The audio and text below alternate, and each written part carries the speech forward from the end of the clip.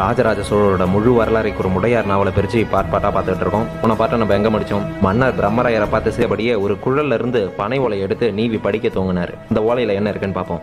இனிய தந்தையே, இந்த இளைஞன் அருண்மொழியை எனக்கு அருகிலேயே இருக்கும் அதிகாரியாக நியமிக்கும்படி தாழ்மையுடன் கேட்டுக்கொள்கிறேன். இது குறித்து தயவு செய்து சேனாதிபதி பிரம்மராயரிடம் பேசுங்கள். அவருக்கு தன் மகனை தனக்கு உதவியாக வைத்துக் கொள்ளும் ஆசை இருக்கலாம். ஆனால் இந்த அருண்மொழி பட்டன் ஒரு சேனாதிபதிக்கு உதவியாளனாக இருக்க வேண்டிய அவசியமில்லை. இந்த இளைஞன் முழுமையானவன், பல விஷயங்களை நன்கு கற்று தெரிந்தவன், மிக துடிப்பானவன். கேள்விகளும் அதற்கான பதில்களும் அவனிடம் நிரம்பி இருக்கின்றன.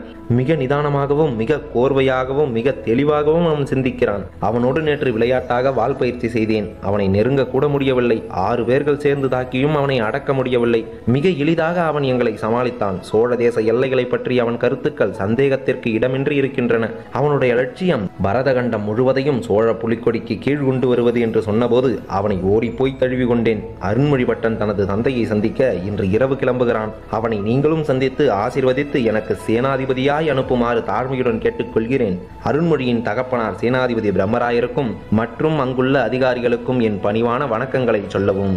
ஓலையை மன்னர் படித்து முடித்ததும் குபுக்கென்று பிரம்மராயருக்கு கண்ணில் நீர் தழும்புது. சற்றென்று திரும்பி மன்னருக்கு முதுகு காட்டி பிரம்மராயர் தலை குனிந்து கொள்றார். அழுகையினால் அவர் உடம்பு குலுங்க துவங்குது. அம்மன் குடைய துர்கையை நோக்கி மனதுக்குள்ள கை கூப்புறார். தாயே மகா துர்கை, சிம்மவாகினி, உன்னை குறித்து தவமிருந்து உன் அருளால் பெற்ற பிள்ளை எனக்கு நல்ல பெயர் வாங்கி கொடுத்திருக்கிறான். அவன் சீரும் சிறப்புமாக வாழ உன் பாதங்களை பற்றி கொள்கிறேன். தாயே, உன் பெயர் சொல்லி உன் முன்னே 1000 பேருக்கு அன்னதானம் இடுகிறேன். தாயே, அவனை ஆசீர்வாதம் செய். உனக்கு என் நன்றிகளை வெவ்வேறு விதமாய் தெரிவிக்கிறேன் என்று கைகூப்பினார். வேண்டுகிற பொழுதே உணர்ச்சி தாங்காமல் லேசாய் உடம்பு பதறுது. மன்னர் அவர் முதுக தொடுவது தெரியுது. மன்னர் அவரை திருப்ப பிரம்மராயர் தலை குனிந்தபடியே இருக்கார். என்ன இது? சேனாதிபதி பிரம்மராயர் மாவீரன் என்று கேள்விப்பட்டிருக்கிறேன். ஆனால் அருண்மொழி பட்டனின் தந்தை இவ்வளவு கோழையாக இருக்கிறாரே, ஏன் இப்படி? இதற்குத்தான் தந்தை பாசம் என்று பெயரா?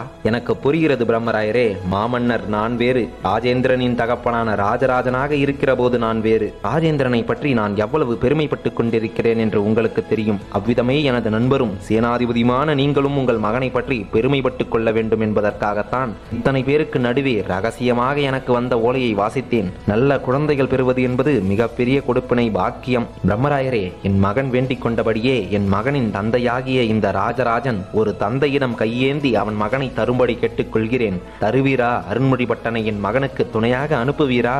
ராஜேந்திரன் எவரையும் புகழக்கூடியவன் அல்ல. அவன் கர்வமிக்கவன், சற்று முன்கோபி. மனமாற அவன் இத்தனை தூரம் பாராட்டி இருக்கிறான் என்றால் அருண்மொழி பட்டன் இந்த பாராட்டை விட மிக உயர்ந்தவனாக இருந்திருக்க வேண்டும். எனவே அப்படிப்பட்ட ஒரு இளைஞன் என் மகனுக்கு துணையாக இருப்பதையே நானும் விரும்புகிறேன். பிரம்மராயரே, அருண்மொழி பட்டன் வந்ததும் எனக்கு சொல்லி அனுப்புங்கள். சந்திக்க ஆவலாக இருக்கிறேன். அவனுக்கு சோழ தேசத்தில் இளவரசருக்கான இளவரசரின் தனி படைக்கான சேனாதிபதி நியமனம் காத்திருக்கிறது. உங்கள் மகனை சோழ தேசத்திற்கு தத்தம் செய்யுங்கள் என்று மன்னர் பிரம்மராயரை பார்த்து கைகூப்ப, மாமன்னரே, நான் தின்ற சோறு உங்களுடையது எனில், இந்த சோழ மண்ணுடையது எனில், இந்த மண்ணின் விளைவால், இந்த சோற்றின் விளைவால் எனக்கு பிறந்த மகனும் உங்களுடையவன். அவனை உங்களுக்காக உபயோகப்படுத்த என்னிடம் நீங்கள் அனுமதி வாங்க வேண்டிய அவசியமே இல்லை. இந்த சோழ தேசத்தின் ஒவ்வொரு குடிமக்கள் மீதும் உங்களுக்கு உரிமை இருக்கிறது. என் மகன் உங்கள் சொத்து, அதற்கு பிறகு உங்கள் மகனின் சொத்து. எனவே என்னுடைய அனுமதியை கேட்க வேண்டிய அவசியமே உங்களுக்கு இல்லை. இருப்பினும் தந்தை என்ற முறையில் என் மூத்த மகன் அருண்மொழி பட்டனை உங்கள் குடும்பத்திற்காக நான் தத்தம் தந்தேன் தந்தேன் தந்தேன் என்று வழக்கையை உயர்த்தி உறக்க 3 முறை சொன்னார் பிரம்மராயர். மந்திரி சபை கூட்டம் எழுந்து நின்று ஆராவரித்தது. சேனாதிபதி கிருஷ்ணராமனான பிரம்மராயர் வாழ்க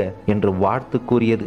மாமன்னர் மெய்கீர்த்தியை சகலரும் ஒட்டுமொத்தமாய் உறக்கச் சொன்னார்கள். அடுத்த 3 மாதமும் அருண்மொழி பட்டன் அப்பாவோடு இருந்ததை விட மாமன்னர் ராஜராஜரோடு இருந்த நேரங்கள் தான் அதிகம். தன்னோடு அருண்மொழியை பல இடங்களுக்கு அழைத்து போன மன்னர் அவனை கருவூர் தேவரோடு போய் இரு என்று ஆணையிட்டார். அருண்மொழியை தனியே அழைத்து போய் தனக்கும் கருவூர் தேவருக்கும் இருப்பும் தொடர்பினை விவரித்து கூறினார் மாமன்னர். மாமன்னர் ராஜராஜர் சொல்லிதான் அருண்மொழி பட்டன் கருவூர் தேவர்கிட்டயே போயிருக்கான். இதுவே நமக்கு இப்பதான் தெரிய வருது. ஏன்னா இப்பதான் பிரம்மராயர் பழைய விஷயங்களை ஞாபகப்படுத்திக்கிட்டு நினைச்சுக்கிட்டே குழந்தையை நோக்கி பயணப்பட்டு இருக்காரு. மன்னரின் கட்டளையை ஏற்று கருவூர் தேவர் குடியிருக்கின்ற உடையாளூரை நோக்கி போன மாதமே அருண்மொழி பட்டன் பயணப்பட்டு விட்டான்.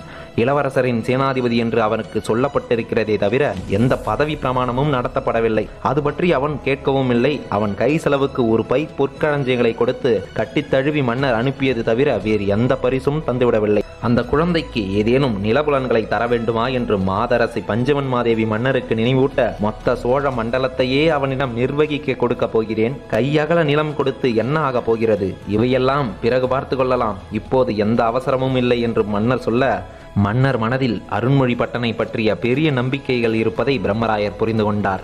இன்றைக்கு உடையாளூரில் இருக்கும் கருவூர் தேவரை நோக்கி போகும்படி நேர்ந்ததால் மகனை பற்றிய சிந்தனைகளும் பிரம்மராயருக்கு அதிகமாகிவிட்டது. மகனையும் பார்க்க முடியும் என்கின்ற ஒரு விஷயம் உள்ளுக்குள்ளே சந்தோஷத்தை கொடுத்தது.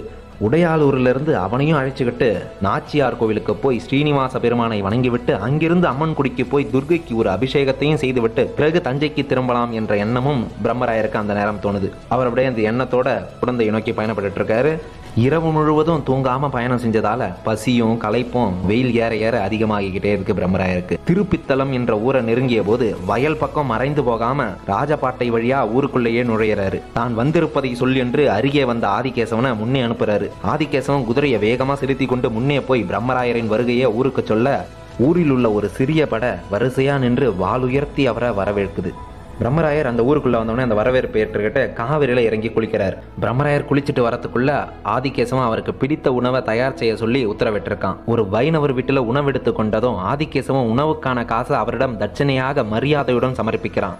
அவர் மறுத்த போது, அது மரபல்ல, வாங்கிக் கொள்வதே மரியாதை என்று வற்புறுத்தி அவருக்கு உண்டான காசை அந்த வைஷ்ணவர்கிட்ட கொடுக்கறான் ஆதிகேசவன். அவங்க அந்த பணத்தை வாங்கிக்கிட்டு ஆசீர்வதிக்கிறாங்க. தங்கள் வீட்டு குழந்தைகளை அவர்களுக்கு விசிறி விட சொல்றாங்க. பிரம்மராயர் கயிறு கட்டுல படுத்துக்க ஆதிகேசவன் அவருக்கு அருகையே குத்திட்டு உட்கார்ந்தபடியே கண்மூடி தூங்குறான்.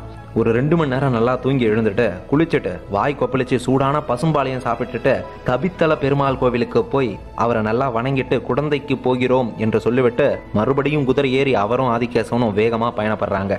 கபித்தல பெருமானை வணங்குகிற போதே நாச்சியார் கோவிலுக்கு போக வேண்டும் என்ற எண்ணம் அதிகமாகிவிட்டது பிரம்மராயருக்கு. ஆதிகேசவா, பிரம்மராயர் மெல்ல அழைக்கிறார். ஆதிகேசவன் குதிரையை அருகில கொண்டு வந்து என்ன என்பது போல அவரை பார்க்கறான். நாச்சியார் கோவிலுக்கு இரவுக்குள் போய்விடலாமா என்று கேட்கிறாரு.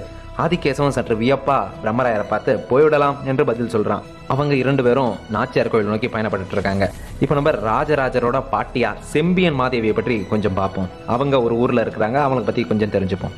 உடையார் ராஜராஜ தேவரின் பெரியப்பா கண்டராதித்தரின் மனைவி செம்பியன் மாதேவி காளியை பார்த்துவிட்டு கண்களை மூடிக்கொள்றாரு. பிறகு மெல்ல கண்களை திறந்து மறுபடியும் காளியை பார்த்தபடியே சாதாரண பெண் போல அவள் உட்கார்ந்திருப்பதை பார்க்க சந்தோஷமா இருக்கு. செம்பியன் மாதேவிய சந்நிதியில் விளிம்பில தனியே உட்கார வைத்துவிட்டு சேடி பெண்களும் வேலையாட்களும் மெய்க்காவல் படையினரும் விலகி நிற்கிறாங்க. இளங்காலை பொழுதுல கோவிலுக்கு வந்ததும் சிவபூஜை செய்வார். சிவபூஜை முடிந்து வெயில் உக்கிரமடையும் போது காளி எதிரே போய் உட்கார்ந்து கொள்வார். வெயில் உச்சிக்கு வரும் வரை முணுமுணுத்தபடியே காளியோடு பேசிக் கொண்டிருப்பார். சில சமயம் உறக்க பேசுவார். தான் பேசுவது என்னவென்று மற்றவருக்கு தெரியாதிருக்க எல்லோரையும் விலகி இருக்க கட்டளையிடுவார். அவருடைய மிக அந்தரங்கமான வேலைக்காரியை கூட அந்த நேரத்தில் அவர் அண்ட விடுவதில்லை. என்ன பேசுகிறார் என்று தெரிந்து கொள்ள வேண்டும் என்று எவரேனும் காதை தீட்டிக்கொண்டு அலைவது தெரிந்தா அவரை தன்னோட படையிலிருந்தே விலக்கி விடுவார். என்னை வேவு பார்க்க துணிந்தவர்களை என் அருகே நான் வைத்துக் கொள்ள இயலாது, நீ தஞ்சைக்கு போய்விடலாம், அங்கே போய் ராஜராஜர் படையிலேயே சேர்ந்து கொள்ளலாம், அல்லது பிரம்மராயர் கிருஷ்ணராமனுடைய வேவுக்கார படையிலே நல்ல பதவி வகிக்கலாம், என்னிடம் உனக்கு எந்த வேலையும் இல்லை, விலகி போ என்று கூலி கொடுத்து அனுப்பிவிடுவார். செம்பியன் மாதேவிக்கு மேய்க்காவலாக இருக்கிற வீரர்கள், எடுபுடி ஆட்கள், சமையல் வேலை செய்கிறவர்கள், கணக்கு வழக்குகளை கவனித்துக் கொள்பவர்கள் அனைவரும் வேறு எந்த வீரர்களோடும் பேசி பழகுவதை அவர் விரும்புவதில்லை. குடும்பம் குழந்தைகளோடு அங்கேயே இருக்கின்ற தொந்தரவில்லாத வேலையாட்களையே செம்பியன் மாதேவி தன் பக்கம் வைத்துக் கொண்டார். அது எப்படின்னா, மெய்க்காவல் படை வீரனும் சமையல் செய்கிற பெண்ணும் கணவன் மனைவியாக இருப்பார்கள். வெளி வேலைகளுக்கெல்லாம் போகிற எடுபடியாலும் செம்பியன் மாதேவிக்கு கால் பிடித்து விடுகின்ற பணிப்பெண்ணோ ஒட்டி உறவாடி வாழ்வார்கள். செம்பியன் மாதேவி அவர்களை குடும்பமாக வச்சு கிட்டத்தட்ட தன்னை தாண்டி போகாதவரை வைத்துக் கொள்வார். அதே சமயம் செம்பியன் மாதேவி அதிகம் தொந்தரவுகளை விரும்புவதில்லை. தனியே அமைதியாக உட்கார்ந்திருப்பதையே அவர் விரும்புகிறார் என்று சொல்லப்பட்டது. இடையராது மந்திர ஜபமும் கூர்மையான இறை வழிபாடும் செய்து சோழ தேசத்தின் செழிப்புக்காக வேண்டிக் கொள்கிறார் என்று சொல்லப்பட்டது. எப்போதும் போல வெயில் அதிகரிக்கின்ற அந்த காலை வேளையில செம்பியன் மாதேவி வக்ரகாளியின் முன்பு வந்து உட்கார்ந்து கொள்றாங்க. தஞ்சையிலும் பழையாறையிலும் குடந்தையிலும் நல்ல மழையாம். காவிரி ஒரு ஆள் ஆழத்திற்கு சுழித்து கொண்டு ஓடுகிறதாம். எல்லா நீர்நிலைகளும் ஜலம் தழும்புகிறதாம். கால்வாய்களில் மதகுகளை கவனமாக திறந்துவிட்டு நதியின் வேகத்தை குறைத்திருக்கிறார்களாம். சிலு சிலுவென்று குளுமையாக இருக்கிறதாம். அந்த பக்கமிருந்து மேகங்கள் தப்பி திருவக்கரை மீது நகர்ந்தாலும் மழை பொழியவில்லை. இரவிலும் வெக்கையாக இருந்தது. செம்பியன் மாதேவி அந்த வெக்கையிலே உட்கார்ந்து கொண்டு கையில் இருந்த ஜபமாலையை மெல்ல உருட்ட துவங்குறாங்க. உனக்கு என்ன ஓர வஞ்சனையடி? நல்ல சிரித்தபடியே வக்ரகாளியிடம் பேச துவங்குறாங்க. இங்கிருந்து ஒரு நாள் பயணத்தில் இருக்கின்ற குடந்தையில் நல்ல மழை. இங்கு ஒரு சிறு தூறல் கூட இல்லை. நான் இருக்கின்ற இடத்தை குளுமையாக்க மாட்டாயா? என் வயிற்றை குளிர்விக்க மாட்டாயா? எப்போதுமே நான் ஒரு வெப்பத்தில் வெண்மை கலந்த ஆழ்ந்த வேதனையில் தவித்துக் கொண்டிருக்க வேண்டும் என்பதுதான் உன்னுடைய விருப்பமா? செம்பியன் மாதேவி என்ற பெயருக்கு பெரியவளா என்னை வைத்துவிட்டு ஊர் வணங்க செய்துவிட்டு உள்ளுக்குள்ளே உளுத்து போனவளா என்னை ஏன் வைத்திருக்கிறாய்? என்னை சுற்றியிருந்த அனைத்து பேரும் இறந்து விட்டார்கள். என்னை மட்டும் நெடுநாள் வாழ வைத்து இப்படி ஒரு சித்திரவதையை ஏன் செய்து கொண்டிருக்கிறாய்? இங்கே இந்த இடத்திற்கு வந்து 3 வருடங்களாகிவிட்டன. ஒவ்வொரு நாளும் உன் எதிரே நின்று என்னுடைய வேதனைக்கு பதில் சொல் என்று உன்னை கெஞ்சி கேட்டுக் கொண்டிருக்கிறேன். விதவிதமாக மந்திர ஜபங்கள் செய்து கொண்டிருக்கிறேன். ஒரு சிறு அசைவு கூட இல்லாமல் மிகுந்த செழிப்போடு சோழ தேசத்தை வாழ வைத்துக் கொண்டிருக்கிறாய். செம்பியன் மாதேவி வக்ரகாளிக்கு முன்னாடி உட்காந்துக்கிட்டு தொடர்ந்து பேசிக்கிட்டே இருக்காங்க. இதுக்கடுத்து என்ன பேசுறாங்கன்னு நெக்ஸ்ட் வீடியோல பார்ப்போம். நெக்ஸ்ட் பார்ட்ல இருந்து உடையார் நாவல் வேற லெவல்ல இருக்குங்க. வன்மம், சூழ்ச்சி, துரோகம் அனைத்தும் உடையார் நாவல்ல வரப்போகுது. மறக்காம நெக்ஸ்ட் வீடியோவை பாருங்க. நெக்ஸ்ட் வீடியோல பார்க்குறேன். தேங்க்யூ.